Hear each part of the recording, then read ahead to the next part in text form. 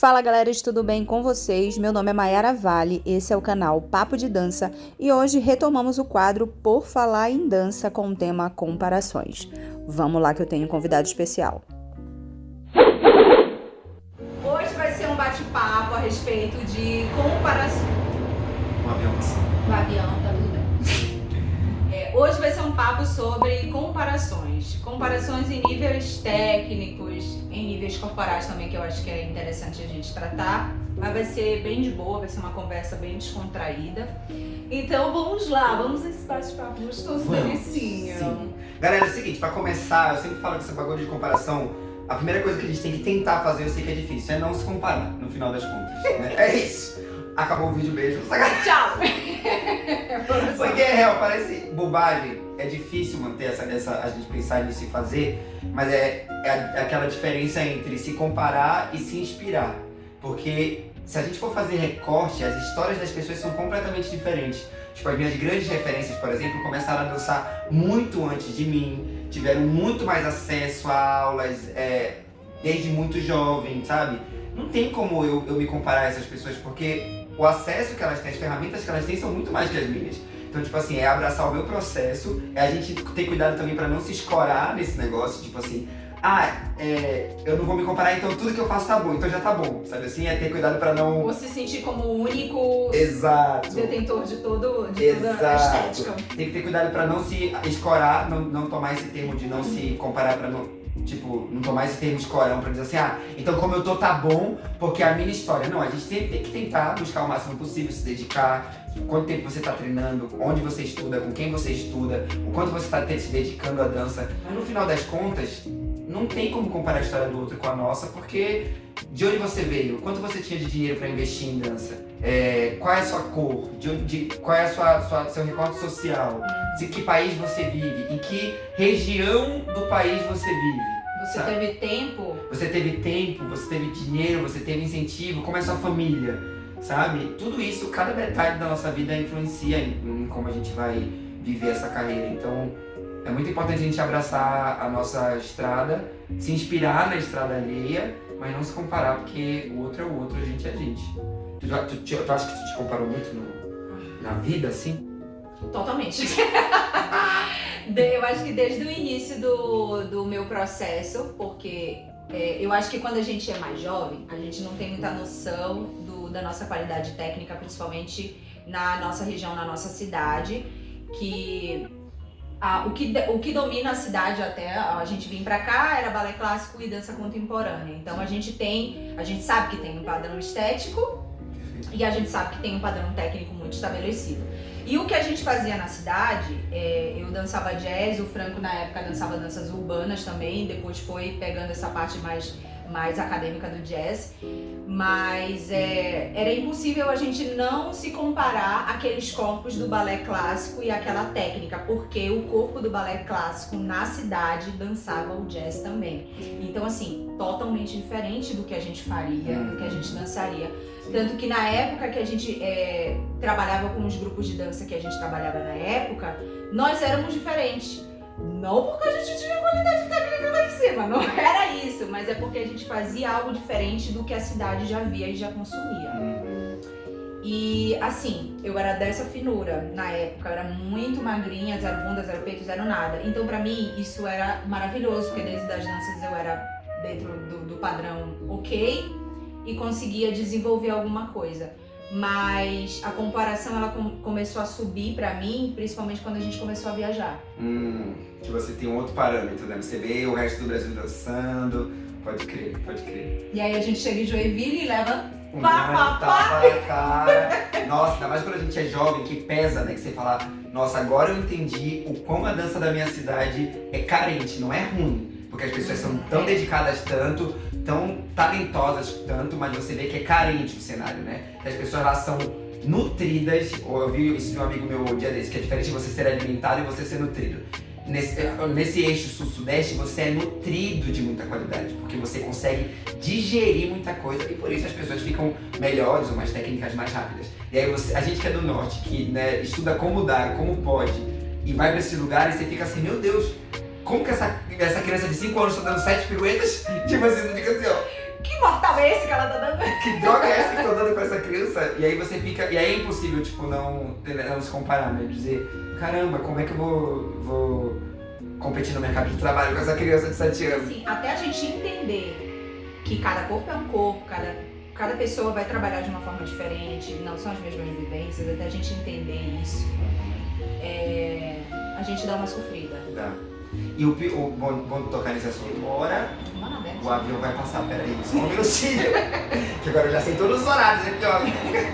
Congonhas, ele tá indo pra Norte, Nordeste. Tu falou, é muito legal. Por que a gente demora pra aceitar isso dos nossos corpos? Porque isso não é discutido. Pelo contrário, aí vai começar a polêmica, principalmente nesse nosso universo de danças urbanas.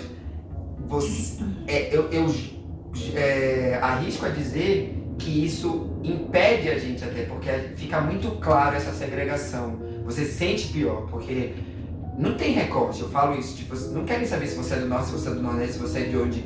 Eles querem saber se tu consegue fazer, sabe assim? Então não é muito discutido isso dentro de sala de dizer, olha, abrace suas origens, sabe? Aqui você tá contando a sua história, não se compare com um amigo, com fulano de São Paulo, que começou com 16 anos, ele já ia pra Los Angeles estudar e você tava lá na sua cidade, dando o seu jeito, estudando pelo YouTube. Óbvio que vai ter uma disparidade ali, isso não quer dizer que você não vai conseguir alcançar também, mas essa pessoa teve ferramentas para chegar mais rápido nesse lugar. E, infelizmente, ainda é comum esses espaços alimentarem essa segregação. Você se sente menor, porque eles não te colocam nos lugares, você não tem mais espaço, você não aparece tanto na aula, você não é chamado, e aí você vê, nossa, mas eu já tô dando o meu melhor, sabe? Tipo assim, é difícil a gente abraçar esse, cada um tem um corpo, cada um tem o seu tempo, porque isso não é discutido nos espaços de dança, nas aulas onde deveria ser discutido, né? E a gente fica sofrendo em vão, calado, e a gente se ajuda conversando um com o outro, né? Que a gente fica, mano, por quê, né? Por quê? E aí quando a gente vai vendo quais são as coisas em comum, é isso. Poxa, mas de onde nós viemos? Como que a gente começou a dançar? Quais ferramentas a gente tinha? Não tem como a gente se comparar com essas pessoas, sabe? Exato. É por isso justamente que a gente está fazendo este podcast, esse vídeo aqui que vai pro canal, alguma coisa que está surgindo, porque as conversas com o Franco sempre são assim, muito profundas. Sempre. A gente quer saber de olha que a gente nem bebeu. Isso aqui é só energético. Se tivesse algo. Exatamente. Eu ia começar a falar em línguas. Sim, ia ficar poliglota. Depois eu conto essa história pra vocês no próximo capítulo. Mas essa questão assim de ser escolhido, por exemplo, né? É uma questão pra mim que no início ela não reverberava tanto. Mas depois de um tempo, quando você tem um tempo de sala de aula, você entende que existem padrões que sempre vão ser escolhidos. E se você não tá dentro daquele padrão, talvez você nunca seja escolhido. Ou seja escolhido por quem não, meu amor. E aí eu não sei, até... Você não sabe o que é pior, né? E aí eu realmente não sei se a gente pode permanecer assim nesse lugar, sabe? De pensamento de porra, eu nunca vou ser escolhido, não sei o quê. Sabe o que você faz? Foi o que eu fiz. Vá nos lugares em que você é escolhido. Exato. Em que você é lembrado, em que você é visto. E assim, visto não é porque você tá arrasando tecnicamente, visto de fulano, tu tá bem, como foi, sei lá, a tua viagem, tu teve que fazer uma cirurgia, tu tá algum tempo afastado, sabe? Esse tratamento humano eu acho que falta muito na nossa área. E esse cuidado com o outro. Porque, porra, a gente tá lidando com pessoas e com corpos, né, físicos, então a gente tem que entender como é que funciona esse corpo, mas a gente tem que lembrar que tem um outro ser humano ali que tem algumas dificuldades. Eu encontrei isso em pouquíssimos lugares. Existem, né? Esses lugares existem, mas são poucos ainda dentro do cenário inteiro, né? Exato. E assim, por exemplo, eu me sinto muito à vontade com o Franco. A gente é amigo há muito tempo, obviamente, mas eu me sinto à vontade com ele como profissional, porque eu sei que o tratamento que ele dá pra mim não é diferente do tratamento que ele vai dar pra outra pessoa, né? Que chega a primeira vez na aula, que não tá conseguindo fazer alguma coisa, ele acredita. E eu acho que esse é o papel do professor, acreditar. Porque se for pro professor chegar lá na frente, fazer 1000 piruetas e você aplaudir, é melhor você pagar o ingresso pra ir assistir ele do que ter uma aula com ele. Exato. Pum! E aqui a gente encerra. Porque é isso, galera. Tipo assim, ou então chamar só a galera que já é muito foda, mas que é foda antes de chegar naquela aula. Tipo, não foi aquela aula que fez essas pessoas ficarem foda, não foi a sua aula. Essas pessoas já têm uma história, já eram muito boas tecnicamente porque fizeram aula de base. E elas estão arrasando na sua aula porque elas têm muitos artifícios. Mas e as pessoas que estão aqui para aprender a sua poética, sabe? Infelizmente isso é muito comum. E é uma daquelas valas comuns da dança que as pessoas reproduzem sem nem saber. Porque, eu fiz aula assim a vida inteira, então eu vou reproduzir essa aula também. Desse jeito, quem pegou minha aula pegou. E a gente esquece que aula, o professor está ali como um facilitador para desenvolver metodologias e formas para que as pessoas aprendam. E quando a Mayara fala esse negócio do fator humano, eu acho muito importante, que a gente não quer tipo, que as pessoas sejam nossos melhores amigos, porque cada um tem sua demanda, não é isso.